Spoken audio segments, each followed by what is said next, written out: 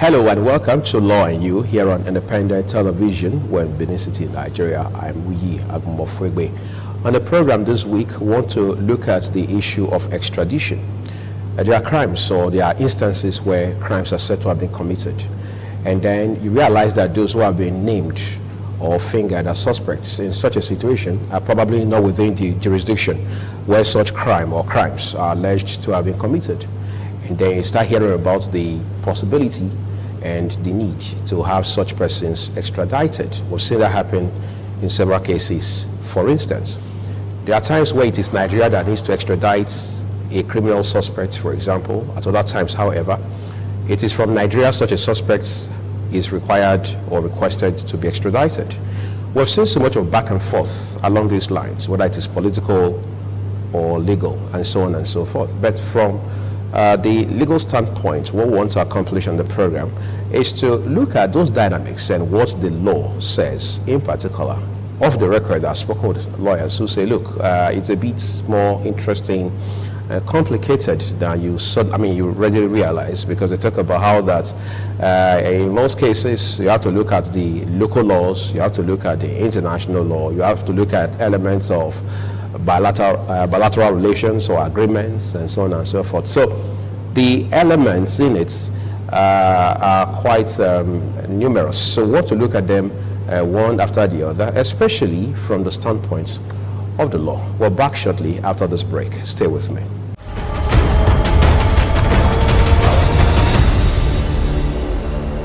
Incidentally, my guest on the program this week is David Maduko. He's a legal practitioner. The idea is to help us find context and then find also the essence in such a conversation such as this one. It's always a pleasure to have you on our program here. Thank you very much, Wuyi. Good day, viewers. All right, great. You know, most of us are used to situations where somebody is suspected of having committed an offense or a crime, and then you know where they are, maybe in their houses or their workplaces or somewhere in between. You go get them for interrogation, then prosecution begins, and so on and so forth. But we have also seen several cases where the persons alleged to have committed these crimes or these offenses are not within a certain jurisdiction. So there is need to reach out to the government of another country or of another state, all right, and so on and so forth. What exactly are some of these offenses that could warrant that? Because once it happens, you now hear people saying things like, well, Nigeria does not have basis, does not have legal grounds to seek extradition of this person. I mean, without prejudice to the issues of Sunday Adeyemo and Nnamdi Kanu, for example. We're only saying that we've seen many other cases even before this time. Yes. Well, yes, you are correct, but I think we need a proper understanding of the situation in the context with which it presents itself. As it is, what is extradition? Simply, in layman's parlance, it's an understanding. You know, it's a process by which two countries, a country A makes a request for a citizen of a country B for underlying reasons of criminality, acts of criminality, and between those two countries, country A and country B, there must be a bilateral understanding to that effect.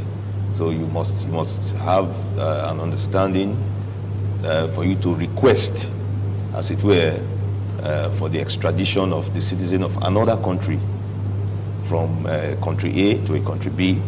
And there are also conditions precedent to which the country B would extradite its citizen to country A. So it's a simple process.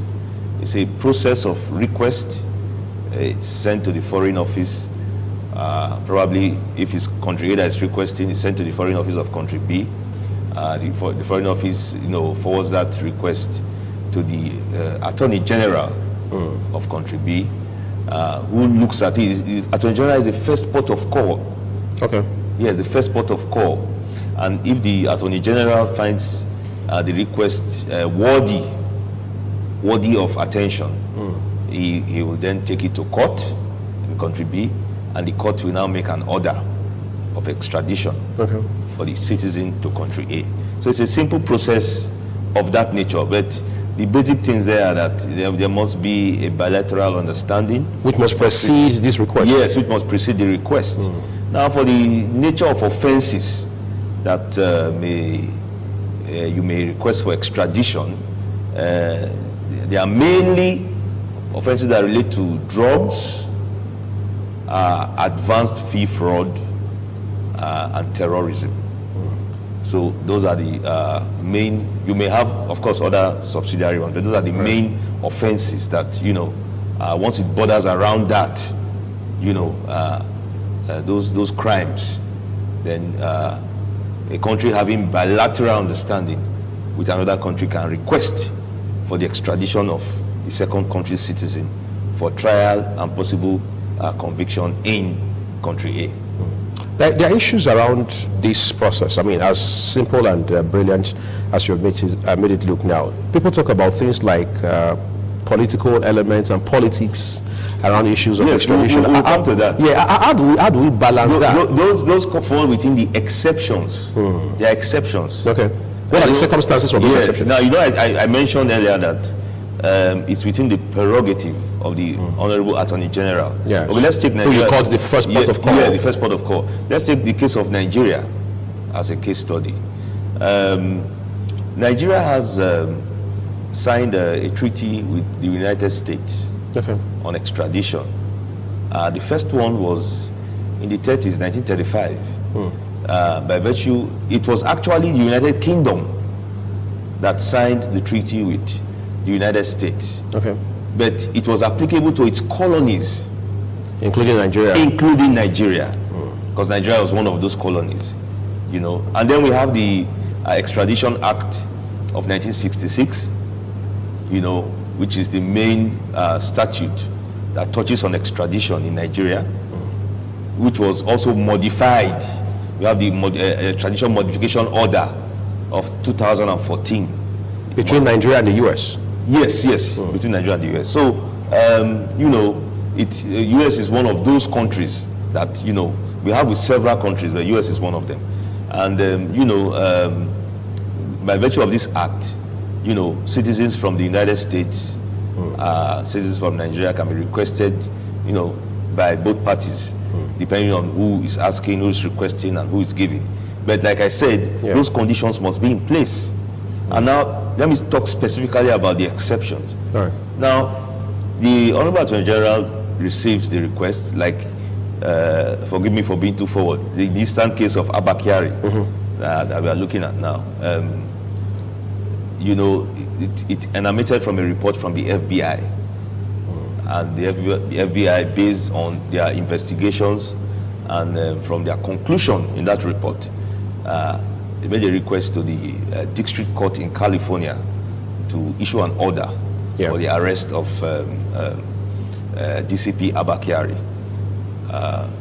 for his involvement with Mr. Ramon Abbas, who we all know as Hush Puppy, the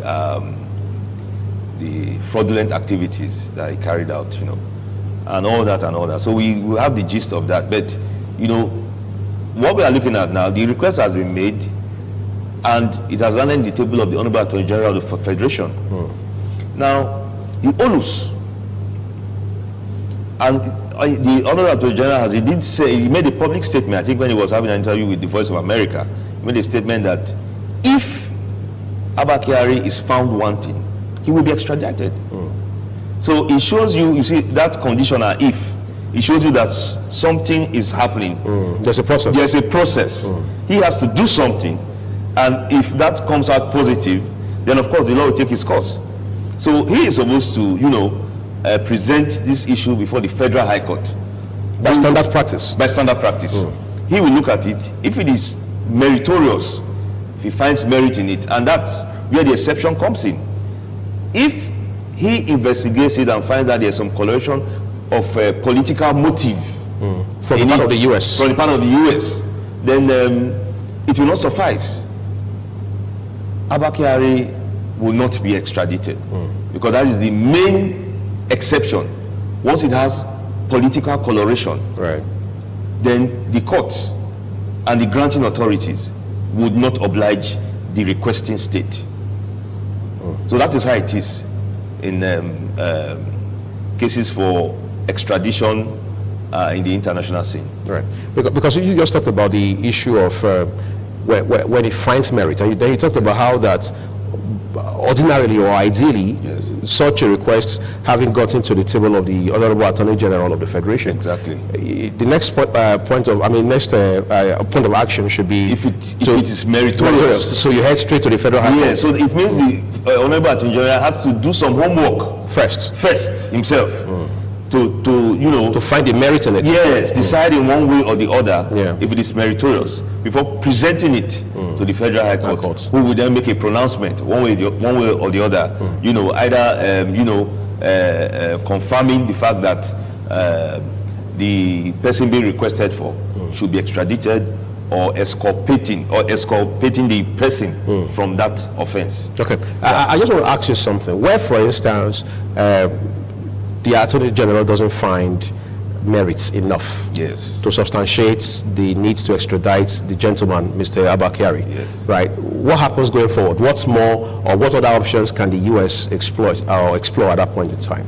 It's almost a dead end. There's closure. It's almost a dead end because if the Attorney General does not find any merit, then it now means that the request or the request from the court in the United States is DOA is dead on arrival.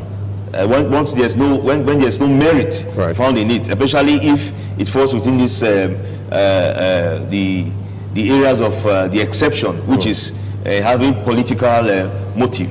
So that is why the Honorable Attorney General will do his homework and look at it with a bird's eye, look at the fine details, and know whether that request is really worthy of consideration and taken to court. I want to ask you something just before we take a break. I mean, when the case of Ibori was on back in the day, news reports had it that he had moved to take cover somewhere in the United Arab Emirates. And what we were told at that time was it was going to be near impossible for Nigeria to have him extradited from the UAE back home here so he could stand trial for the offenses or crimes from which he had been accused at that point in time. Some persons said, well, that won't happen. So what might be possible is to have the United Kingdom extradite him from the UAE. And then because Nigeria already had that understanding established between her and the United Kingdom, you could bring it back here. Isn't that a round trip rather than flying straight? I mean, where you have a case? No. It's a clear-cut case. That is one of the clearest cases you have. It's simple. The United Kingdom, the UK, had a bilateral agreement on extradition with the UAE. Nigeria hadn't. So there was no way. We said it that the precursor to this is that you must have an existing understanding. Yes. Nigeria hadn't anyone as at that time. I don't know if they have now, but as at when we were talking, they didn't have. So it is clear. It is it only makes sense for the UK to request for its extradition, and now further activities on that will now be done between Nigeria and the UK, who they had a bilateral agreement with already. So it was a simple case. There was no way Nigeria could have requested without an agreement on ground with the UAE. So that was how it went. So that was why the UK had to demand for it, But of course, we all know how that whole saga ended. Interestingly, we do. We're going to take a break at this point, everyone. We're back shortly, so we can push this conversation a bit further. Stay with me.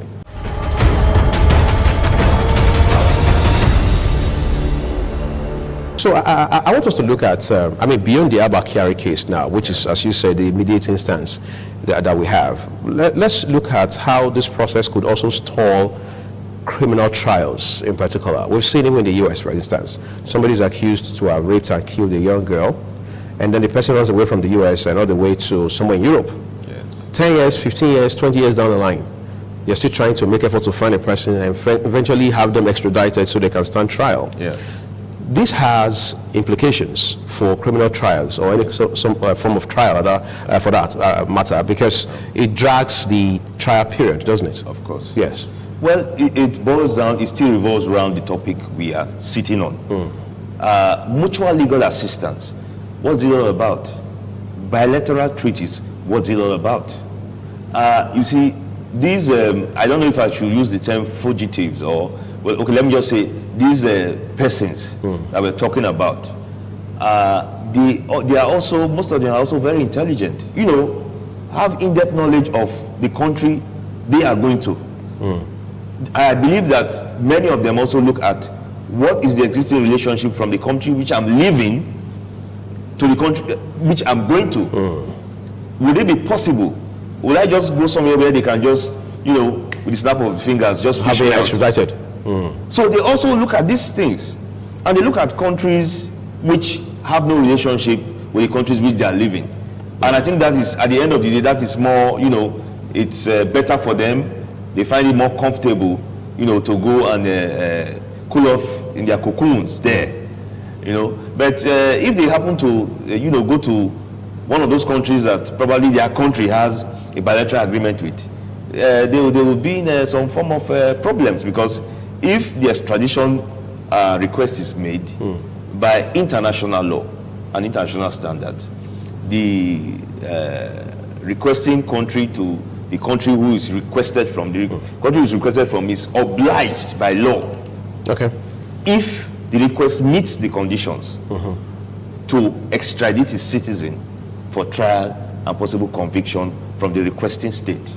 You know, that's what makes it a bit more complicated. I mean, maybe more interesting too, because when you talk to people who are lawyers like yourself, and then those who probably are also within the field of international relations and diplomacy, they talk about how that really, in practical terms, beyond principle, are there laws in the international system? Because let's say at some point it is the interest of the state in particular from whom this request is, I mean, to whom this request is made, that determines whether that person will be extradited or not. Back in Nigeria, you have heard people, even lawyers, talking about the possibility otherwise of having a man like Abba Kyari extradited. Then you have people who are not very familiar with the law, whether local or international, also putting their two mites in terms of contributions to the conversation, and say, look, for this reason, consider that factor and the other factor, this man may not be extradited, and so on and so forth. I'm not so sure what Nigeria stands to gain or lose if and when Mr. Abba Kyari is extradited. But again, you're looking at, one, how that affects ultimately the relationship between Nigeria and the US, and two, what it means for the criminal justice system. But more specifically, I want to ask you about some insinuation in some quarters. I've heard brilliant lawyers who have said that, look, the courts in California does not have powers to make such a request, such an order for extradition to Nigeria. I mean, is there any legal sense in that? Well, I wouldn't want to make statements to run down my learned colleagues. Everybody's entitled to their opinions. Okay. You know, they may have their perspective from which they are talking. Right. But there are some things that are facts. And I'm going to state them. The fact is that a crime is a crime anywhere in the world. A crime is a crime. In the UK, in the United States, in Nigeria, in Botswana, in South Africa, in Egypt, a crime is a crime. And you see, I stated the main crimes that, you know, borders on extradition. Drugs, fraud, which involves this terrorism and terrorism. So now, if we are saying that is a universal truism, crime is a crime, whether in the US, whether in Nigeria, anywhere, it's a crime. Now, when they are saying the court, yes, ordinarily, every country is a sovereign. You cannot enter a sovereign state, pick up its citizens, take the citizen for trial in your country. No, it's against international law. So maybe they are looking at it from that angle. As a sovereign state, you can't barge in. I mean, there are laws. Because if we don't have those laws, then the whole world will be a madhouse. You just go into any country and do what you like. Although we've had these instances where some countries did that. But let's not go into all that. So now, that is the whole reason for having the bilateral agreement. Because you know that ordinarily you can't do this. But if you have a legal document authorizing you under this circumstance to do this, that's the idea behind it. It's authorizing you when a crime, which both countries have agreed that it is a crime, has been committed, and this country gathers enough evidence under certain given conditions that is agreeable to both countries, and presents those evidence to this other country that, look, this thing we both agree is a crime, has been committed, and it was done by your citizen, and this is the evidence, these are the facts to his commission of this crime. And we are now requesting him, extradite him to us so that we can try him for this offense. So it behoves on, you know, the country that has been requested from to look at this request, see if it meets the condition that they both signed and agreed to. And if it meets that condition, they have no other option than to oblige. It's only when there is a reason not to do so, based on the fact that you didn't meet this condition, you didn't meet this that we both agreed to, then they can state it, and for that reason they would refuse extradition. So it's we call it it's a contract, so to speak. It's a contract between, you know, contract has its, you know, elements and terms, offer, consideration, acceptance. Right. So it's a form of contract. Two countries have signed it. We agree that when this occurs and these conditions exist during the occurrence of this thing, you will give us your citizen. And so when that happens, the country from which the citizen is being requested from has little or no option if all the conditions are met. So I want those my colleagues that talk about this issue of sovereignty to look at it from this perspective. I believe they did not avert their mind to this perspective. The two states have agreed to it. That is why they call it a treaty. Right. They have agreed to it. And if they have agreed to it, I mean, from all, you know, human reasoning, they should abide by it. They must abide by it. When such a crime is committed and a request is made, they must oblige the requesting state, except there are conditions that are not met. As we begin to wrap up now, there are cases, I understand, especially some of them being, as it were, pursued by the anti-graft agencies in Nigeria, the EFCC in particular, where suspects are said to be in countries with whom Nigeria does not have this kind of treaty that we're talking about right now. And these are people who are badly needed back at home to either witness or to constant trial. Yes.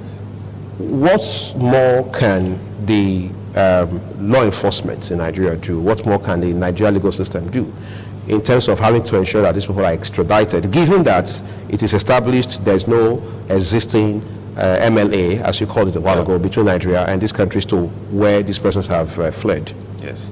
Well, it's a rippling case, because when you touch on that, it ripples. You go to the other one, you go to the other one. So I'll try and go as far back as I can to start answering it. We need to sit up in many aspects of our government. In the area of our National Assembly, they need to be more proactive. There are several areas in Nigeria that are begging for, enactment of laws to cover that aspect. And our National Assembly, I don't know how many bills and laws they pass in a month, in a week, in a year. But they should sit down and look at those critical areas. This is one of those critical areas. There are countries that you will look, from statistics you will look at, okay, we know there has been a lot of corruption in this country. We know that those of our corrupt citizens run away to so and so countries. They should take a statistic of those countries they go to and try their utmost to sign a bilateral agreement to the effect of extradition with those countries. You know, of course, Sunday Igboho's case really comes to mind. Right, when we are talking about this. You know, Benin Republic is just our neighbor here. I see no reason why over all the years we shouldn't have, gotten that kind of, agreement with them. Long before now. Long before now. So it's like a wake-up call. The government departments and agencies and arms that need to sit up to do their work, because it's a lapse. It's a lapse on our part. We're talking about extradition from UK from the United States, and Benin here, we can't do that. So charity needs to begin at home. Charity needs to begin at home. The government needs to sit up. You know, it's all part of governance. You know, we need to tighten up those aspects. Lawmaking is not just about watching TV, what they said in the House today or no.